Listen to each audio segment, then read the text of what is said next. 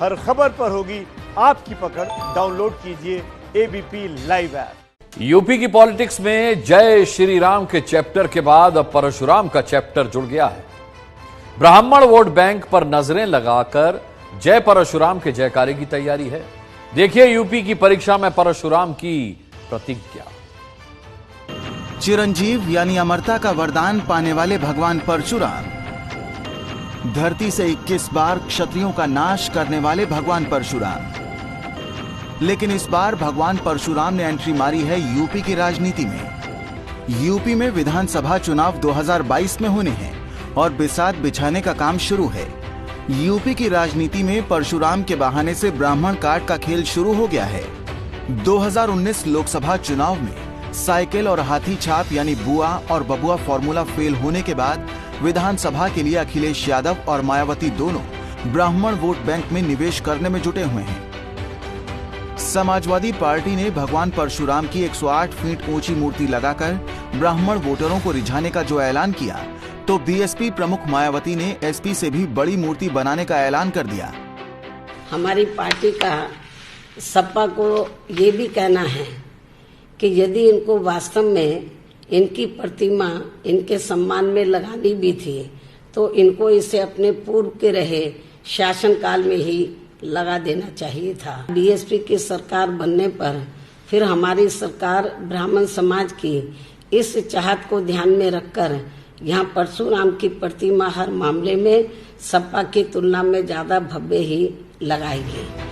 मायावती सरकार बनने पर बड़ी मूर्ति लगाने की बात कह रही हैं, तो एसपी का सवाल है कि क्या आस्था सरकार बनने से ही जुड़ी है। आदरणीय मायावती जी ने यह कहा है कि जब सरकार बनेगी तब लगाएंगे। तो सरकार जब बनेगी, नहीं बनेगी तो शायद नहीं लगाएंगी। अगर नहीं बनेगी तो नहीं लगाएंगी, इसका तो यह मतलब निकलता है। आज जो लोग सरकार में हैं वो तो विरोध ही कर रहे हैं, वो तो कह रहे हैं हम लगने ही नहीं देंगे, आप लगाने की कोशिश कर लो भाई। सवाल उठता है कि आखिर भगवान परशुराम के लिए ये प्रेम क्यों जागा है। बात भले ही भगवान परशुराम की हो रही हो, लेकिन नजरें अर्जुन की तरह ब्राह्मण वोटर पर है। इसको समझने के लिए आपको ठीक 1 महीने पहले ले चलते हैं।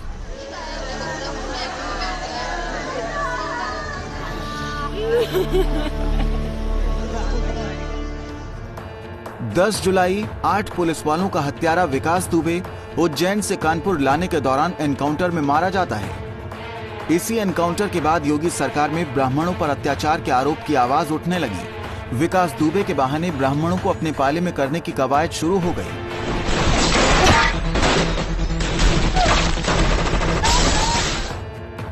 यूपी में 1 महीने के भीतर 7 ब्राह्मण अपराधी मारे गए। 10 जुलाई को एनकाउंटर में मारा गया विकास दुबे ब्राह्मण ही था। विकास के रिश्तेदार समेत 6 गुर्गे 1 सप्ताह के अंदर मारे गए, वो सभी ब्राह्मण थे।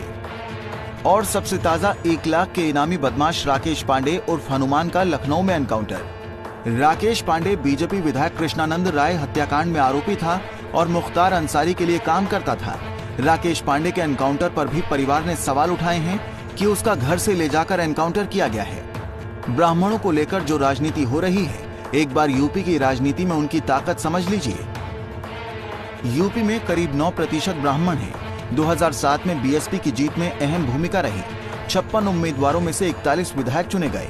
2012 में एसपी सरकार में 21 ब्राह्मण विधायक चुने गए। 2017 में बीजेपी की टिकट पर 58 ब्राह्मण चुनाव जीते। विपक्ष की तरफ से ब्राह्मणों को साधने की कोशिश की सीधी वजह यह है कि ब्राह्मणों की जो आबादी है वो न सिर्फ 10% के आसपास है, बल्कि एक ऐसी जाति है जो अन्य जातियों को भी प्रभावित करती है। और यही वजह है कि अब 2007 के समीकरण को दोहराने की मायावती कोशिश कर रही हैं, तो वहीं समाजवादी पार्टी भी चाहती है कि यादव और मुसलमान के साथ अगर ब्राह्मण उसके साथ आ जाता है तो वो फिर से 2012 की परफॉर्मेंस को दोहरा सकती है। किसी जमाने में ब्राह्मण वोटर कांग्रेस के पक्के माने जाते थे, लेकिन अब ऐसा नहीं है। माहौल देखकर ब्राह्मण वोटर अपना फैसला करता है। मायावती को लेकर कांग्रेस और बीजेपी दोनों सवाल उठा रहे हैं। कांग्रेस बीएसपी को बीजेपी की बी टीम बता रही है। पूरी तरह से कोरी राजनीति की बात कर रही है, लेकिन इसमें भी जो भारतीय जनता पार्टी की जब से एक अघोषित प्रवक्ता की तरह से काम कर रही है, उन्होंने पूरा अपना रास्ता, राजनीति का रास्ता बदल चुकी है। अब दलितों से उनका कोई लेना देना नहीं है। तो वहीं बीजेपी अब भगवान की याद आने पर सवाल उठा रही है। इन सब चीज़ों से अब ये सपा बसपा इन लोगों को लगता है कि हमारा भविष्य अंधकार में है, 22 में भी कोई गुंजाइश नहीं है, इसलिए इस तरह का हथकंडा अपना रहे हैं। ये राम और परशुराम में भेद करने की कोशिश वो करेंगे तो जनता उनको जोरदार जवाब देगी, फिर मुंह की खाएंगे, क्योंकि संपूर्ण हिंदू समाज केवल ब्राह्मण ही नहीं, भगवान राम को भी, भगवान परशुराम को भी अपना आराध्य मानता है, अपना आदर्श मानता है। अब ये नए तरह की राजनीति शुरू हुई है। परशुराम के नाम पर राजनीति की एक और बड़ी वजह है, राम मंदिर के निर्माण के साथ ही मुद्दा थोड़ा नरम पड़ सकता है। ऐसे में परशुराम भगवान के नाम पर राजनीति का स्कोप पार्टियों को नजर आ रहा है। 2022 विधानसभा चुनाव के लिए अब सबकी कोशिश है कि ब्राह्मण बीजेपी से नाराज होकर उनके पाले में आ जाए।